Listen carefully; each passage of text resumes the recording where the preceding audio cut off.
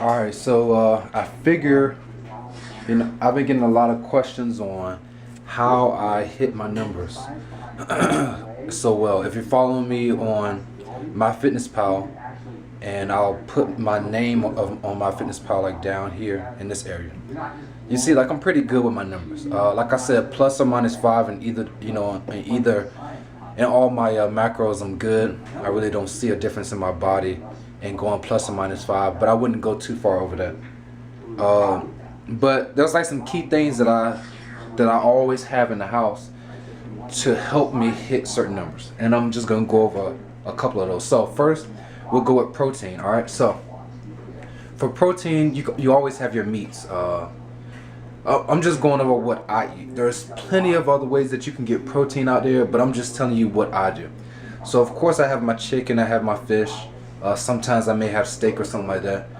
But to get me like those last couple numbers, like if I need, maybe like 11 grams of protein or 5 grams, something small, and I don't want to touch any other area, I'll use this Dymatize ISO 100. It's a whey protein isolate. The reason why I like isolates is because, as you can see by the profile, you got 24 grams of protein, which is great, only 1 gram of carbs, and no fat, and no lactose because I'm lactose intolerant. But these two right here is what I'm really big on when it comes to a protein powder. If there's a lot of fat or a lot of carbs, I won't get it. Only and simply because when I drink my protein shake, I don't want to mess with any other numbers.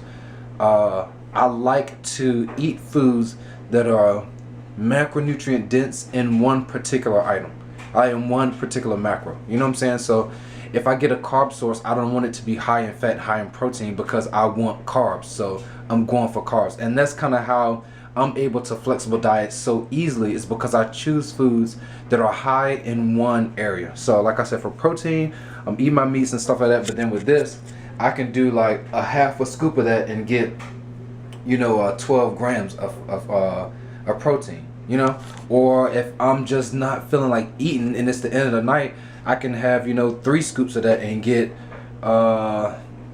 72 grams of protein. So 72 grams of protein, with just 3 scoops, and that's easy. Drink 3 scoops, go to bed, I'm good. So I always use that as like a backup. If I know I'm not going to be eating a lot, and it saves a lot of money too, like I can get a nice 3 to 5 pound tub of that, and it'll last me a while, and I don't have to spend as much money on meats. Now I'm not going to say that the majority of my proteins come from that, because they don't. Majority come from meat, but I'm just saying it helps. As far as carbs, sometimes you run into those situations where you only need a couple carbs. So I would go with something like this, rice cakes, and I always get the apple cinnamon or the caramel. And you look at this profile, I got 11 grams of carbs, no fat, and only 1 gram of protein. So you see what I'm saying? Like, let's say I'm 11 grams short on carbs, or 20 grams short on carbs. I could have 2 of these bad boys. It'll put me at 22 grams, which will only put me, if I needed 20 and I got 22, that's 2 grams over, which is still in my plus 5 range. I don't touch my fat at all, and my protein only goes up by 1 with every one I eat. So that helps a lot when it comes to like carbs, and you don't want to eat a lot of carbs.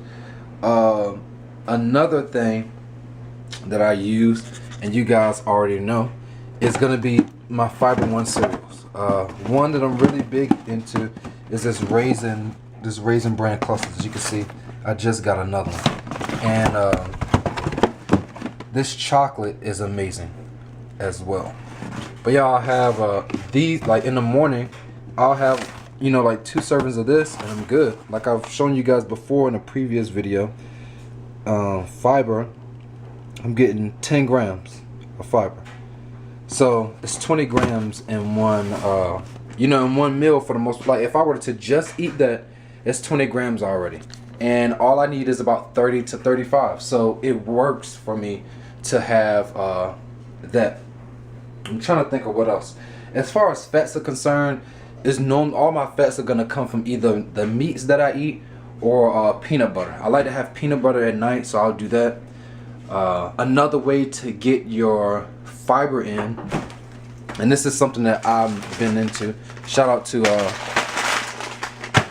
to Devin, my girl Devin, for putting me onto this. But these bird's eye steam packs, like I'll put a whole one of these in the microwave it and eat it, and that'll be my vegetables for the day. That's like I get like 3 to 4 servings of vegetables in one of these bags, and then I'll also maybe have like some frozen strawberries or some mangoes, like at night or in the morning, and I'm good. Like I'd rather have those things than to like just cook some asparagus or some broccoli, because I'm kind of like over that right now.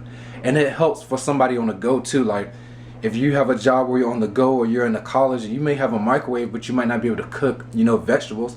Get you some of those steam bags. They're like, I think like $1 and some change a piece, and you know, it takes like 6-7 minutes. Warm it up and bam, you got all the vegetables you need. You're gonna hit I hit my fiber no problem after having a serving of fruit in the morning, maybe a serving of fruit in the morning, a serving of fruit at night, the Fiber One cereal, and then a whole bag of that a day.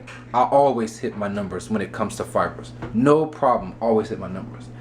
And yeah, and those are like the things that I go for.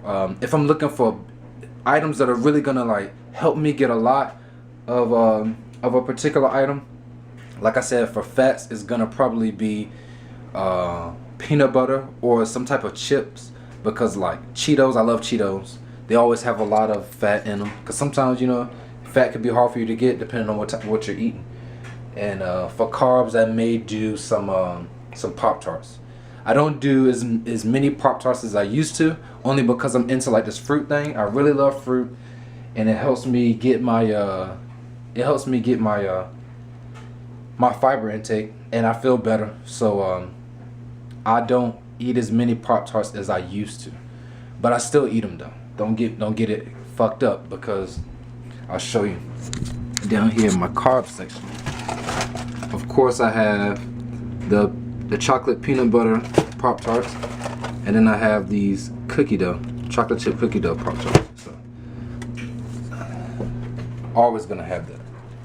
But yeah, that's really it. Like I said, those are the things that I use to kind of get me through and help me with like the smaller things. Oh, another thing, fat-free cheese.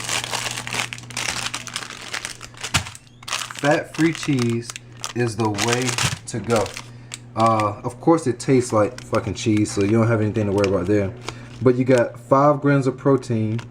Your carbs are only 3 grams and no fat. So like that helps a lot, because cheese can have a lot of fat in it. And if your fats are low, especially if you're cutting, you know, you're worried about, you know, your fat intake. So if you want cheese on something, find you some fat-free cheese and you should be good.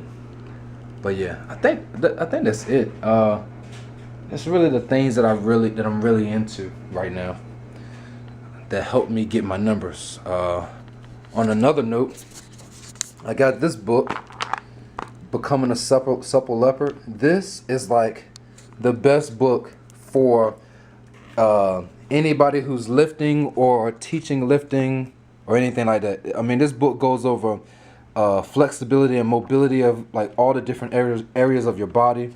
It goes into like how to perform certain lifts correctly, like everything. This book is fucking amazing. So if you're a lifter, which 9 times out of 10, if you're following me and you're watching this video, you probably lift weights. I suggest you buy this book, because you'd be surprised on what you're possibly doing wrong and what you can improve on, and how you can help somebody else improve. Because a lot of us, we go to the gym, we work out, and we also have workout partners, and you'll notice like things that they're doing wrong, and you'll try to correct them, but you don't know exactly what is making them do something wrong. You know what I'm saying? Like, they may not be able to go all the way down their squat, and you're thinking they're just, you know, not going all the way down their squat because they don't want to, when really they probably can. When really they may not have the flexibility or the mobility to get that low in the squat. And that book will help you kind of show them techniques and ways pre and post workout to kind of warm their joints up and work on their mobility, so then they can like get low in their squats and be badass like me. So no, I'm just fucking with you. Like, I really have a lot of work to do when it comes to my mobility, but I'm working on it, and that's what it's all about. Working on your flaws and improving. So that's about it. And I'll get at you guys next time. If you have any questions, feel free to comment below. If you have any suggestions on videos, comment below. Get on the Facebook. My Instagram is all down in the description. And I'll get at you guys. Peace. Hello, would you like to order today? Yes, can I get 3 McChickens with no mayo? Okay.